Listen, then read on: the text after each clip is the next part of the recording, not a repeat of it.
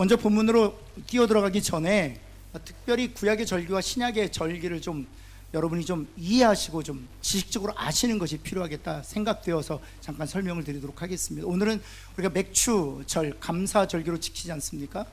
근데 구약에 보면 맥추절을 지키라 이렇게 말씀하십니다. 그래서 많은 성도들이 구약에서 주님 하나님께서 말씀하셨던 그 맥추절을 신약에서 우리가 지금 7월 첫째 주에 지키는 것으로 이해하시는 분들이 있습니다. 이거는 아주 성경을 절대적으로 오해한 결과인 것이죠. 여러분, 특별히 하나님께서 이스라엘 백성들에게, 특별히 유대인들에게 세절기를 말씀하셨어요.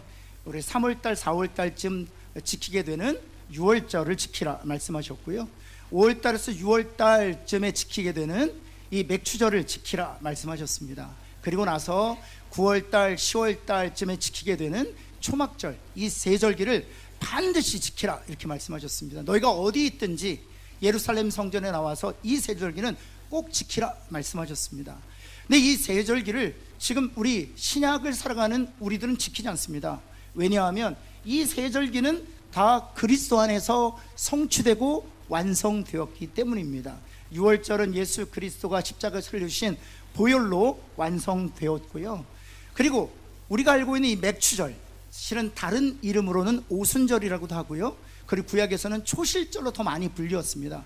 이 초실절 또는 오순절 그리고 맥추절로 불리었던 것은 성령 강림주일로 완성되었고 성취되었습니다.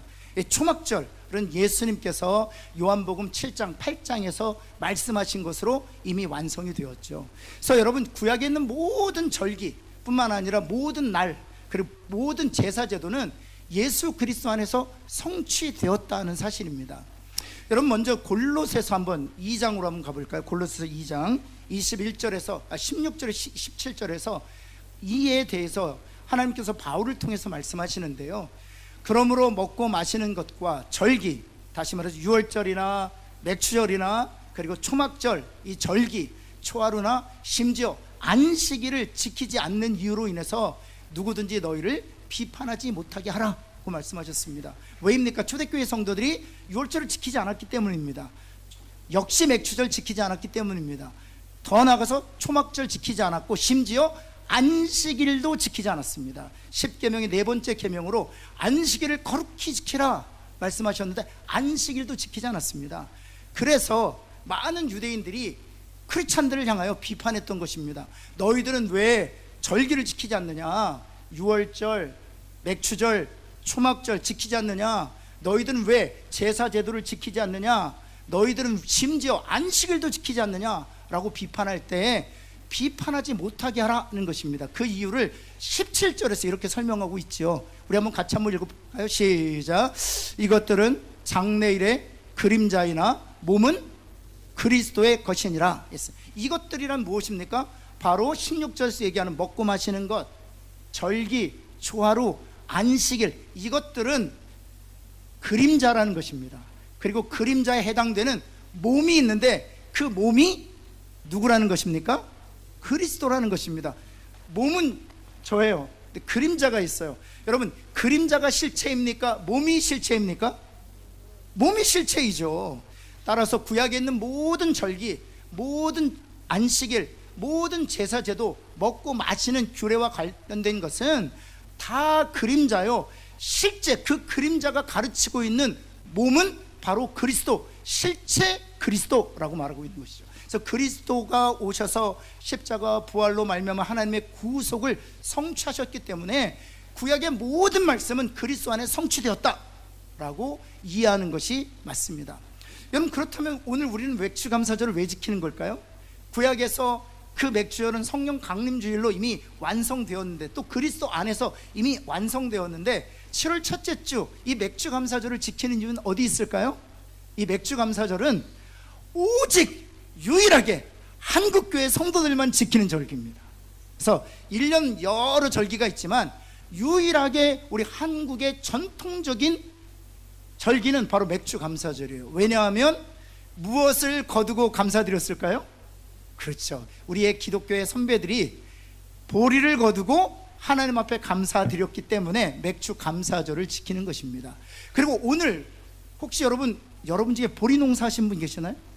없죠. 우리가 보리 농사하지 않는데도 맥주감사를 지키는 이유는 상반기 결산하고 하나님께서 베푸신 은혜와 은총을 기억하고 하나님 앞에 감사드리면서 동시에 상반기 매듭 잘 짓고 하반기 시작하기 위해서 맥주 감사절을 지키는 것입니다.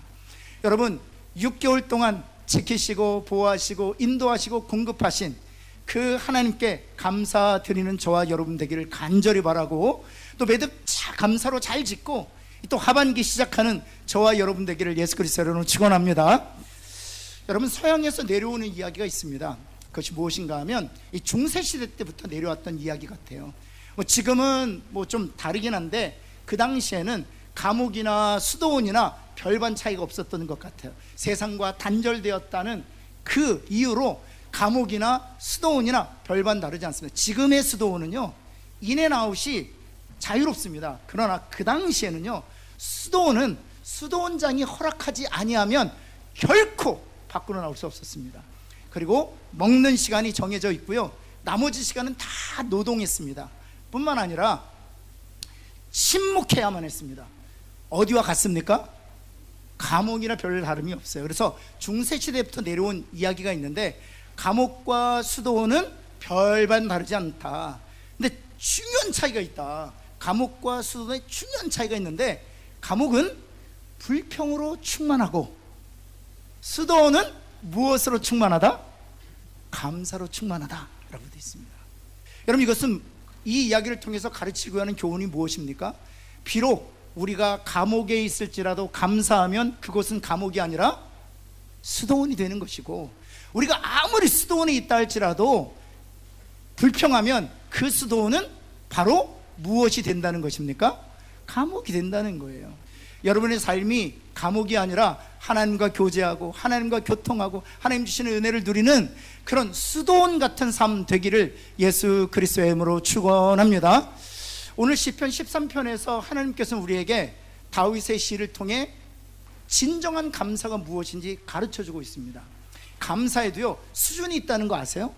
1에서 5까지 수준이 있다면 우리가 드리는 감사는요 대부분 1이나 2 정도 되는 수준에 머물러 있어요. 제가 추석 때 이제 조카들 만나서 용돈을 주잖아요. 그럼 깜짝 놀랐어요. 그 추석 세배 용돈도 인플레이션이 있더라고요.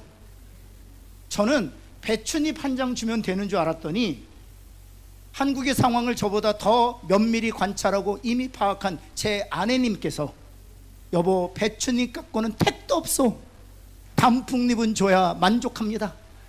단풍잎 갖고 다녔어요. 그래서 그러면 몇 학년부터 줘야 되냐? 제 생각에는 중학생부터 단풍잎 주면 될 것이다 생각했더니 아니더라고요. 초등학생들도 배춧잎보다 무슨 잎 좋아해요? 단풍잎 좋아하는 거예요. 단풍잎 주었더니 여러분 75도로 인사했던 초등학생 조카 90도로 절합니다. 90도로. 여러분 제가 이 말씀 왜 드리는 것입니까? 여러분 하나님께서 우리의 질병을 치유하시기도 하고요, 하나님께서 우리의 고난을 벗겨주시기도 합니다. 하나님께서 우리의 문제를 풀어주시기도 해요. 그런데 그때 드리는 감사는 초등학생이 단풍잎 받고 90도로 꾸벅 절하면서 고맙다고 하는 그 감사와 별반 다르지 않습니다. 누구나 할 수 있어요. 마땅히 할 수 있습니다. 그래서 감사의 레벨로 따지면 1과 2밖에 되지 않아요. 오늘 시편 13편에서는 성숙한 그리스도인들이 할 수 있는 성숙한 감사에 대해서 말하고 있는 거예요. 하나님께서 시편 13편 이 다윗의 고백을 사용하셔서 오늘 살아가는 우리 그리스도인들에게 감사에도 성화가 있다, 그리고 감사에도 수준이 있다, 감사에도 하나님이 원하시는 성숙한 감사가 있다 말씀하시는 거예요. 당장은 우리가 실천하기 어렵지만 이런 감사가 있다는 사실을 알고 하나님 우리의 감사가 자라나기를 원합니다. 우리의 감사가 성화되기를 원합니다. 우리의 감사가 성숙되기를 원합니다. 이 기도가 저와 여러분의 기도 되기를, 그래서 실제로 하나님께서 13편에서 말씀하고 계시는 그런 수준 높은 진정한 감사를 드리는 데까지 나아가고 자라가는 저와 여러분 되기를 예수 그리스도는 다시 한번 축원합니다. 그렇다면 세 가지가 있는데요, 그 첫 번째가 있습니다. 무엇인가 하면 같이 한번 읽어볼까요? 시작. 하나님께서 고난으로부터 구원해 주실 것을 믿고 감사드린다는 것은 고난에서 벗어나게 해 주셨다는 건가요? 아니죠. 여전히 고난의 문제는 해결되지 않았어요. 그런데 그 고난 가운데에서도 하나님이 구원해 주실 것을 믿고 미래적 소망으로 감사드린다는 것입니다. 오늘 다윗의 상황을 다윗이 시로 잘 묘사해 주었습니다. 한번 볼까요? 다윗이 어떤 상황 가운데 있는지. 1절 말씀 보면은요, 여호와여 나를 영원히 잊으시나이까. 아무리 기도해도 하나님께서는 침묵하시는 거예요. 아무리 하나님 앞에 부르짖어도 하나님께서 응답하시지 않는 것 같아요. 그래서 다윗의 입장에서는 하나님이 나를 잊었구나 라고 생각하게 되었다는 것입니다. 어느 때까지 숨기시겠나이까. 하나님이 다윗 자신으로부터 숨으셨다는 것입니다. 여러분 2절 말씀에 보시면 계속되어 다윗이 이런 고백을 합니다. 나의 영혼이 번민하고 종일토록 마음에 근심하기를 어느 때까지 하나이까. 번민하고 근심하는데 그 끝이 어딘지 기약을 알 수 없다는 것입니다. 여러분 3절에서는 무엇이라고 고백하고 있습니다? 무엇이라고 고백하고 있습니까? 두렵건대 내가 사망의 잠을 잘까오며. 이것을 정확하게 뉘앙스를 살려서 직역하면 하나님 정말 두렵습니다. 혹시나 행여나 내가 나의 목숨을 끊어버릴까 두렵습니다 라고 고백하는 것입니다. 얼마나 몰렸으면, 얼마나 바닥을 치고 있으면, 얼마나 영적으로 완전히 고갈되었으면 하나님 정말 두렵습니다. 제가 제 생명을 해할까봐 두렵습니다 라고 고백하는 것입니다. 4절 말씀에는 이렇게 고백합니다. 제가 흔들리고 있습니다. 제가 요동치고 있습니다. 하나님 저를 도와주십시오. 지금 다윗이 처한 상황이 바로 이와 같은 상황입니다. 우리 성도들 가운데에서도 이런 상황 가운데 몰려 계신 분들이 계세요. 아무리 부르짖고 아무리 간구하고 기도해도 하나님은 기도에 응답하시는 것 같지 않습니다. 나를 잊으신 것 같아요. 하나님이 마치 자신을 나로부터 숨기신 것 같아요. 마음의 번민과 근심이 그치지 않는데요, 그것이 언제 끝날지 기약도 없습니다. 심지어는 정말 두려운 것은 나의 생명을 내 스스로 해할까 두려운 가운데 있는 성도들도, 지체들도 있습니다. 요동치고 흔들리는 가운데 있는 것이죠. 여러분, 그런데요, 여러분 5절에 반전이 일어나요. 5절 한번 볼까요? 우리 같이 한번 노란색으로 하이라이트된 부분 같이 읽겠습니다. 같이 읽습니다. 나의 마음은 주의 구원을. 아직 문제는 해결되지 않았어요. 아직 여전히 문제 가운데 있어요. 그런데 다윗이 무엇이라고 노래하고 있습니까? 나의 마음은 주께서 구원하실 줄 믿고 기뻐하고 찬송하고 감사한다는 것입니다. 사랑하는 성도 여러분, 문제는 해결되었지 않아요. 여전히 고난 가운데 있습니다. 그러나 전능하신 하나님이 전능하신 능력으로 하나님의 때에 우리를 고난으로부터 건져 주실 것을 믿고 감사하는, 또 찬송하는 저와 여러분 되기를 예수 그리스도의 이름으로 축원합니다. 이것이 수준 높은 첫 번째 감사예요. 여러분, 월리엄 문이라는 사람이 있었습니다. 영국 사람이었습니다. 태어나면서 소경으로 태어났다고 해요. 근데 10대 때 친구를 따라 교회를 다니게 되었고요, 교사를 통해서 복음을 듣고 예수의 사람이 되었습니다. 그리고 나서 기도 제목이 바뀌었어요. 어떻게 기도하기 시작했느냐? 하나님, 제가 소경 가운데 있지만, 제가 앞을 볼 수는 없지만 하나님께서 저를 위대한 도구로 사용하실 것을 내가 믿습니다. 그리고 그 하나님을 찬양합니다. 기도하기 시작했대요. 주변에 있는 모든 친구들이 비아냥했대요. 주변에 있는 모든 친구들이 조롱했대요. 소경인 주제 하면서 정죄하기 시작했다는 것입니다. 그런데 그 기도를 멈추지 않았대요. 하나님께서 저를 위대한 도구로 사용하실 것을 제가 믿고 하나님께 감사를 드립니다. 그 하나님을 높여 찬양합니다. 그랬더니 20대 후반에 하나님께서 그를 사용하셔서 점자를 발명하게 하셨대요. 지금 많은 소경들과 맹인들이 점자가 없었다면 어떻게 지식을, 정보를 얻을 수 있겠습니까? 세상과 어떻게 커뮤니케이션 할 수 있겠습니까? 하나님께서 하나님을 찬양하는 고난 중에서도 그 고난을 선이 되게 하시고 그 고난을 벗겨주실 것을 믿고 감사드렸던 그의 기도를 들으시고 하나님의 선한 목적을 이루셨다는 사실이에요. 고난 중에 계십니까? 하나님께서 전능하신 능력으로 그 고난을 벗기시고 하나님의 선한 목적을 이루어 주실 것을 믿고 먼저 감사하는 저와 여러분 되기를 예수 그리스도는 축원합니다. 두 번째, 높은 수준의 감사는 실패하지 않는 하나님의 사랑으로 인하여 감사드리는 것입니다. 옆에 있는 분에게 하나님의 사랑은 실패하지 않습니다. 뭐랄까요? 우리들의 사랑은 때로는 실패합니다. 그렇게 사랑해 주었는데도 실패하고 합니다. 왜냐하면 우리의 한계 때문에 그렇죠. 그러나 하나님의 사랑은 실패하지 않는다는 사실입니다. 여러분 5절 말씀 한번 볼까요? 5절 상반절 우리 한번 같이 한번 읽겠습니다. 같이 읽습니다. 나는 오직 주의 사랑을 의지하여 싸우니. 1절부터 4절은 다윗이 자신의 상황을 토로한 내용이었습니다. 다시 한번 기억을 더듬어 보시면 1절에 언제까지 숨으시겠나이까?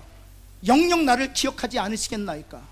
2절에선 다윗이 자신의 상황을 어떤 방식으로 토로하고 있습니까? 영혼이 번민하고 마음의 근심이 어느 때까지인지 제가 알 수 없습니다. 3절에서는 무엇이라고 얘기합니까? 두렵건대 내가 나의 생명을 끊을까 두렵습니다. 4절 말씀 어떻습니까? 내가 심히 요동치고 심히 흔들리고 있습니다 하는 것이었습니다. 그리고 나서 5절에 나는 오직 주의 사랑을 의지하였다 라고 고백하고 있습니다. 그런데 1절과 4절과 5절 사이에 실은 단어 하나가 생략되었습니다. 어떤 단어일까요?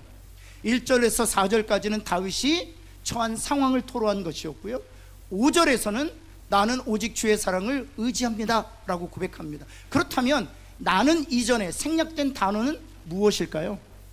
그렇죠, 그러나입니다. 내가 여전히 고난 가운데 있고 번민 가운데 있고 마음의 근심이 그치지 않아 그 끝이 어디일지 알 수 없지만, 심지어는 내가 나의 생명을 끊을까 두려운 상황 가운데 있지만, 내가 요동치고 흔들리지만 그러나 내가 하나님의 사랑만을 의지합니다 라는 고백하는 거죠. 여기 주의 사랑이라는 단어를 정확하게 번역하면 unfailing love라고 되어 있습니다. I trust in your unfailing love. 당신의 실패하지 않는 사랑을 내가 의지합니다. 사랑하는 성도 여러분, 하나님의 사랑은 결코 실패하지 않습니다. 다윗은 하나님의 사랑을 실패하지 않는 사랑으로 정의했던 이유가 어디 있을까요? 자기 삶에서 하나님의 사랑을 배웠던 것이죠. 골리앗 앞에서 하나님의 사랑은 실패하지 않았습니다. 그리고 수십 년간 끈질기게 자신을 쫓아다녔던 사울의 살해의 위협으로부터도 하나님께서는 다윗을 지켜내셨습니다. 더 나아가서 도덕적으로 영적으로 무너진 때가 있었습니다.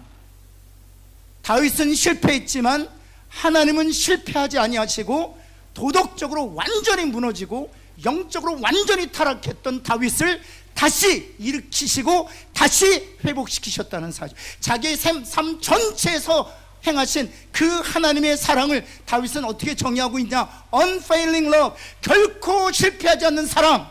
내가 고난 가운데 있지만, 번민 가운데 있지만, 근심 가운데 있지만 하나님이 실패하지 않는 사랑으로 나를 붙드실 것이라는 확신을 가지고 하나님 앞에 감사하고 있는. 사랑하는 성도 여러분, 실패 가운데 계십니까? 여러분의 삶이 그 실패로 인해서 완전히 무너져 내리셨습니까? 하나님은 결코 실패하지 아니하시며 우리를 다시 그 자리에서 일으켜 세워주시고 우리를 다시 회복시켜 주실 줄을 믿습니다. 그 하나님의 사랑을 인하여 감사드려야 되는 것이죠. 여러분, 우리가 잘 아는 찬송이 있어요. 하늘을 두루마리 삼고 바다를 먹물 삼아도 하나님의 사랑 다 기록할 수 없는, 이 304장 3절의 이 가사의 내용은 원래는 시구였습니다. 근데 이 시구가 여러분이 잘 아는 것처럼 어디에서 발견되었습니까? 그렇죠, 한 자그마한 벽 모퉁이에서 발견되었고요, 그 벽은 수많은 유대인들이 가스실에 보내져서 죽임을 당했던 폴란드에 있는 아우슈비츠 수용소에 기록된 지였습니다. 그곳에서 많은 동료들이 죽음을 당하고 있었지만 하나님의 사랑은 하늘을 두루마리 삼고 바다를 먹물 삼아도 다 기록할 수 없다고, 하나님의 사랑은 결코 실패하지 않을 것이라고 그는 목놓아 찬송했던 것이죠. 사랑하는 성도 여러분, 하나님의 사랑은 결코 실패하지 아니할 것이며 예수 그리스도의 재림과 천국의 영원한 안식으로 귀결될 것입니다. 그 소망을 붙들고 그 실패하지 않는 그 사랑으로 인하여 고난 중에서도 하나님께 감사드리는 저와 여러분 되기를 예수 그리스도를 다시 한번 축원합니다. 세 번째입니다. 세 번째는요, 그리 아니하실지라도 감사하는 거. 옆에 있는 분에게 그리 아니하실지라도 감사합시다 한번 할까요? 그렇죠. 우리가 찬양할 때 왜 이렇게 그리 아니하실지라도 찬송하지 않습니까? 그리 아니하실지라도 하나님께 감사하는 것이죠. 6절 말씀 한번 볼까요? 그렇게 다윗이 어려운 가운데 있었어요. 고난 가운데 있었습니다. 사망의 깊은 골짜기에 있었습니다. 6절에서 다윗이 이런 고백을 합니다. 같이 한번 읽습니다. 시작. 내가 여호와를 찬송하리니 이는 주께서 내게 은덕을 베푸심이로다. 내가 여호와께 찬송할 것은 첫 번째, 고난에서 벗어나게 하실 것을 믿고 감사한다는 것입니다. 두 번째, 내가 고난 가운데 있지만 하나님의 사랑은 결코 실패하지 않냐고 나를 다시 회복시키시고 나를 다시 일으켜 세워주시고 나를 이 문제로부터 벗어나게 하실 것이기 때문에 그 하나님을 찬송한다는 것입니다. 마지막으로 그 하나님을 찬송한 이유가 여기에 기록되어 있습니다. 실은 어떤 전제를 가지고 6절이 시작되느냐 하면, 하나님이 나를 고난 가운데에서 나를 건져내 주시지 않는다 할지라도, 비록 내 앞에 있는 당면한 문제가 해결되지 않는다 할지라도 나는 여전히 여호와를 찬송한다는 것입니다. 왜냐하면 주께서 내게 은덕을 베푸셨기 때문이라는 거예요. 이것을 정확하게 해석하면 이렇습니다. 영어 성경 NIV 버전을 보면요, You has been good to me 이렇게 되어 있어요. 어떤 과거의 어느 시점으로부터 지금 현재의 시점까지 하나님은 나에게 항상 좋은 하나님이셨기 때문에 내가 여전히 고난 가운데 있을지라도, 근심과 번민 가운데 있을지라도 그 하나님을 찬송한다는 것입니다. 심지어 더 나아가 하나님이 나를 고난에서 벗겨주시지 않는다 할지라도, 내 문제가 여전할지라도 하나님은 여전히 내게 좋으신 하나님이었기에 그 하나님을 감사한다는 사실이에요. 여러분, 이런 수준 높은 감사가 저와 여러분의 입술에 있기를 예수 그리스도는 다시 한번 축원합니다. 정말 축원합니다. 한 번은 저희 아버님께서 저에게 이런 얘기를 하시더라고요. 신철아 미안하다 그러시더라고요. 제가 깜짝 놀랐어요. 저희 아버님이 저에게 미안하다는 소리를 해보신 적이 없거든. 사랑한다는 소리는 지난 구정 때 처음 하셨습니다. 제가 50년 만에 처음 들었어요. 사랑한다. 제가 그걸 강요했죠. 아버지, 저 오늘 부산 내려가는데 마지막으로 저에게 해주실 말씀 없습니까? 없다. 운전 잘해라. 자동차 조심하고. 아버지, 제가 오늘은 듣고 가야 되겠습니다. 아버지, 저를 따라 해보시죠. 사랑한다 아들아. 못하겠다, 겸연쩍다. 아니에요. 오늘은 제가 반드시 듣고 가야 되겠습니다. 아버지, 저를 향해서 눈을 마주치시고 손잡고 고백해 보시죠. 사랑한다 아들아. 그래, 사랑한다 아들아. 옛다 먹어라.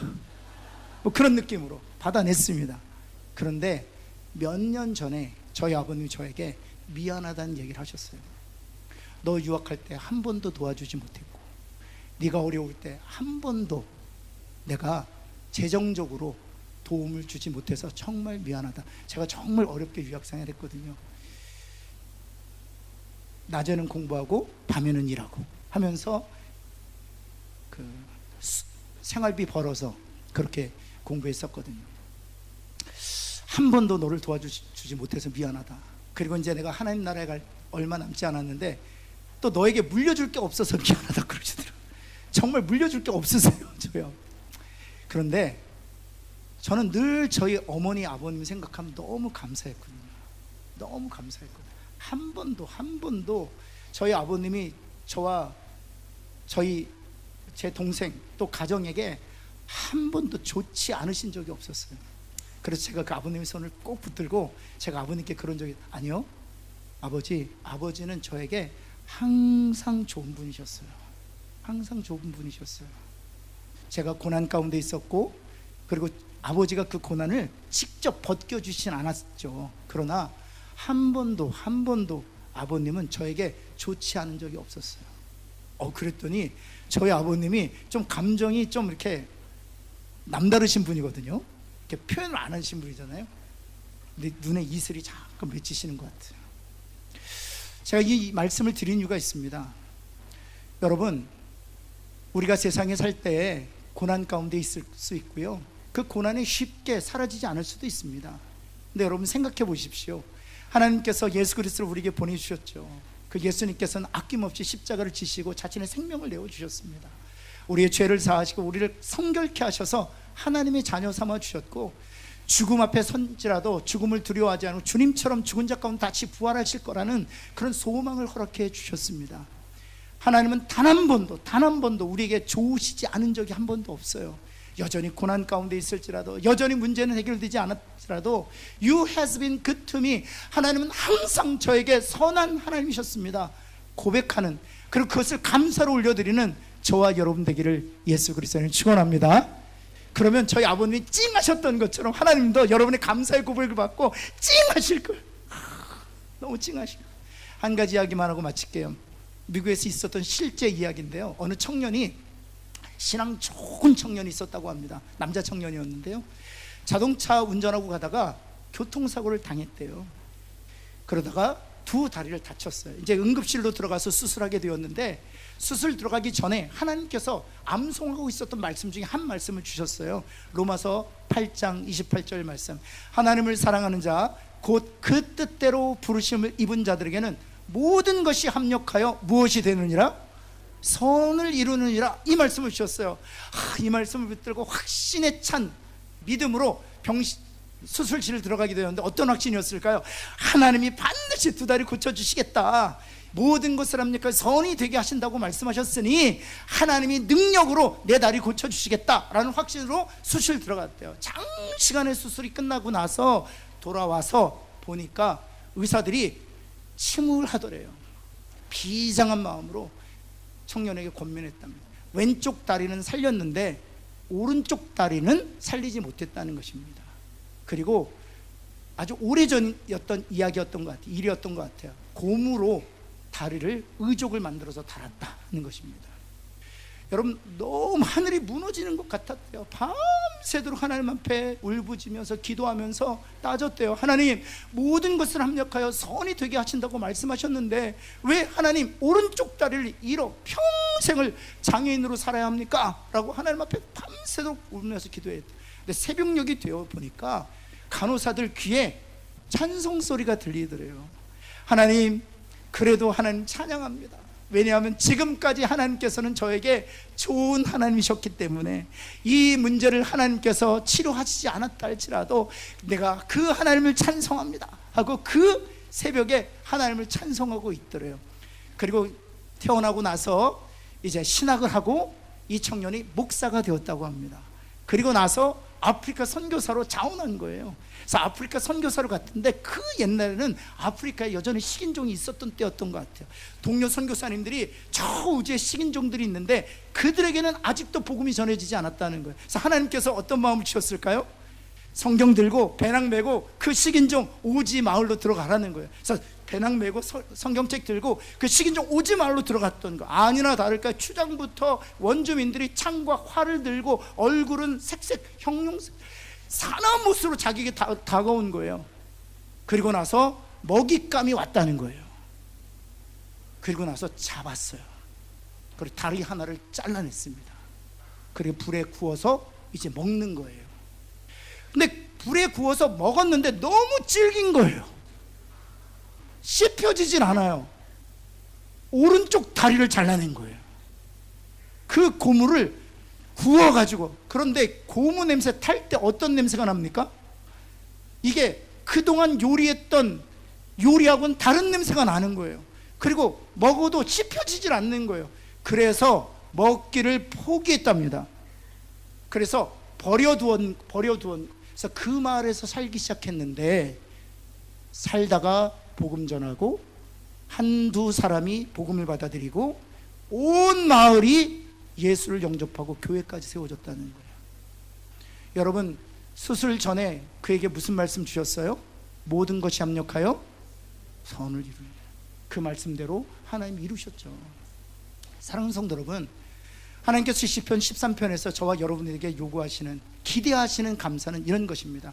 고난 가운데 있지만 그 고난을 벗겨주실 것을 미래적 소망으로 믿고 먼저 감사하는 저와 여러분 되기를 간절히 소원합니다. 여러분, 고난 가운데 있지만 하나님의 사랑은 결코 실패하지 않습니다. 그 unfailing love, 실패하지 않는 사랑으로 하나님 앞에 감사하는 저와 여러분 되기를 간절히 소원합니다. 나아가 그리 아니하실지라도 하나님은 항상 좋으신 하나님이시기에, 또 앞으로도 우리에게 좋으실 하나님이시기에 그 하나님을 찬송하고 그 하나님께 감사드리는 저와 여러분 되기를 예수 그리스도의 이름 다시 한번 축원합니다. 오늘 이 말씀을 우리가 삼고 우리가 함께 성찬신에 참여하려고 합니다. 하나님께서는 십자가를 통해서 실패하지 않는 사랑을 우리에게 보여주셨어요. 우리 성찬식에 참여하기 전에 우리 안는 죄를 주님 앞에 내어놓고 기도하면서 성찬식에 참여하도록 하겠습니다. 우리 함께 기도하겠습니다. 하나님, 주님 앞에 간절히 기도합니다. 주님, 하나님, 우리의 죄악을 주님 용서하시고, 하나님, 우리의 육신의 정욕, 안목의 정욕, 이생의 자랑들을 깨끗이 정하게 하여 주시기를 간절히 소원합니다. 하나님, 우리의 죄를 용서하여 주시되 하나님, 예수 그리스도의 보혈의 피로 정케 하시고 주님의 성찬에 참여할 때 하나님, 우리의 하나님 참여는 우리가 하나님 이 떡과 잔에 성결한 마음과 몸으로 참여할 수 있도록 하나님이여 역사하여 주옵소서. 주께서 하나님 오늘 이 성찬식에 은혜와 복을 허락하여 주시기를 간절히 소원합니다. 주님 찬양합니다.